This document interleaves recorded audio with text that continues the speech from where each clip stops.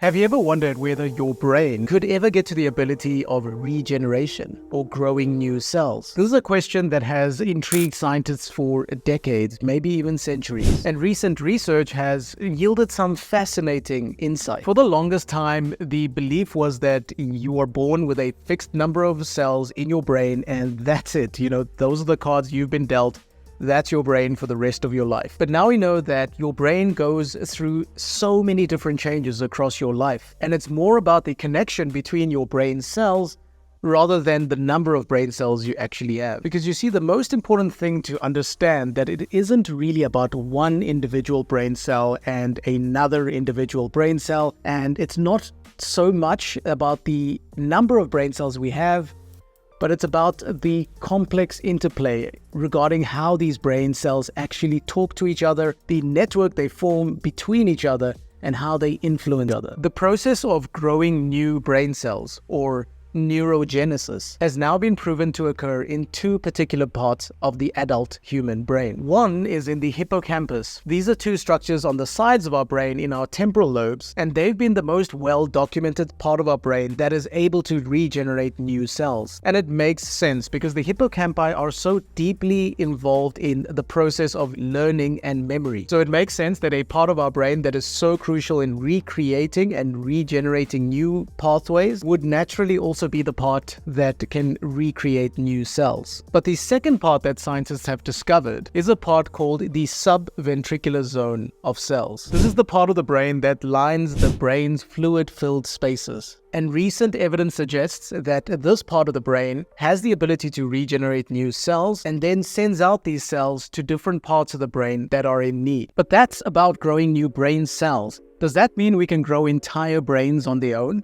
Well, not quite, or let me rather say not yet. The closest we've got to growing entire brains is where scientists have gotten to a point where they can grow brain organoids. These are small groups of simplified, small versions of different parts of the brain, grown in a lab from stem cells. The ethical and technical limitations of that is that obviously these are much more simplified versions, and these organoids don't have any sort of sensory experience or consciousness, at least not that we know of. And so they're actually limited in the size and complexity of a fully developed human brain. Side note, what about in the animal kingdom? Well, there's actually a type of flatworm called the Planarian worm. And this worm is fascinating because it actually has the unique ability to completely regenerate itself. If these worms are injured or even cut into two, they have the unique ability to completely regenerate into two new worms with an equal set of organs and an equal set of brains. You see, these worms contain a special group of cells called neoblasts. And what these neoblasts do is that whenever the worm is injured, they move along to the part that's injured and start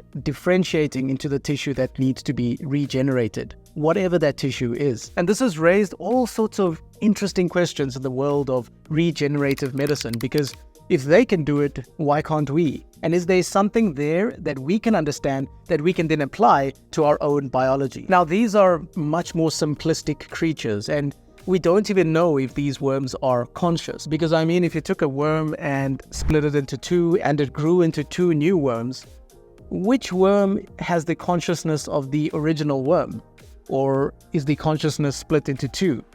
These are things we have no clue about right now. But it does raise some interesting ethical considerations about this kind of research. And maybe these worms are too simple to be compared to the most complex organ in the known universe, the human brain. So the number of brain cells we have is a complex interplay between genetics, development, environment, and our lifestyle choices. You see, genetics is something that we can't quite control yet. It is the set of cards that we are dealt. And yes, it does influence the initial structure of the brain. Because you see, when we are in our mother's womb, our brains rapidly produce new nerve cells. But this process itself is already so deeply connected to the environment that the mother finds herself in. The rate at which new nerve nerve cells develop is deeply connected to the mother's environment and how many stresses that she goes through. The more the stress, the weaker the brain development, and vice versa. And after we are born, our brains go through another natural process called neural pruning, in very much the same way that we prune a tree to give it a desired shape. As we are children, we undergo this neural pruning process where the connections in our brain that we hardly use are eliminated or done away with, because your brain is always looking for ways to be more and more efficient. And this entire pruning process goes right through childhood, even into adolescence. And as we enter into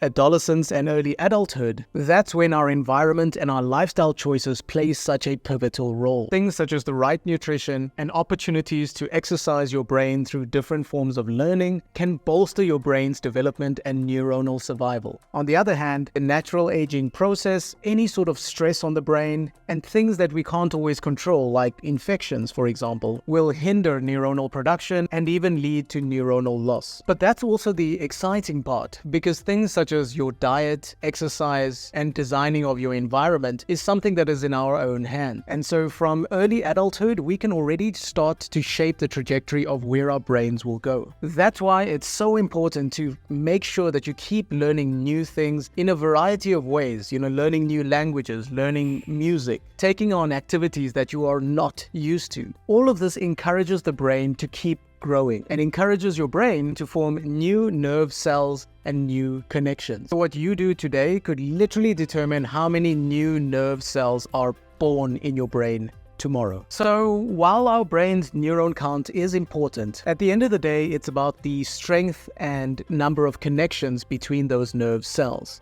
The more diverse those connections, the better. Always remember that your brain is not a static organ. It's not a fixed entity. Our brains are fluid. They are one of the most dynamic parts of our body, constantly evolving depending on our genetics, our environment, and our lifestyle choices. What are those best lifestyle choices that are optimal for brain health? Well, that's all for another video, but this understanding that our choices play such a huge role in our brain development opens up a whole new frontier to appreciating the complexity of this wonderful organ that we all possess. But what if we know all of this and we want to understand how to grow our brain in the most sustainable way? Well, I explore that in this video. I'll see you there.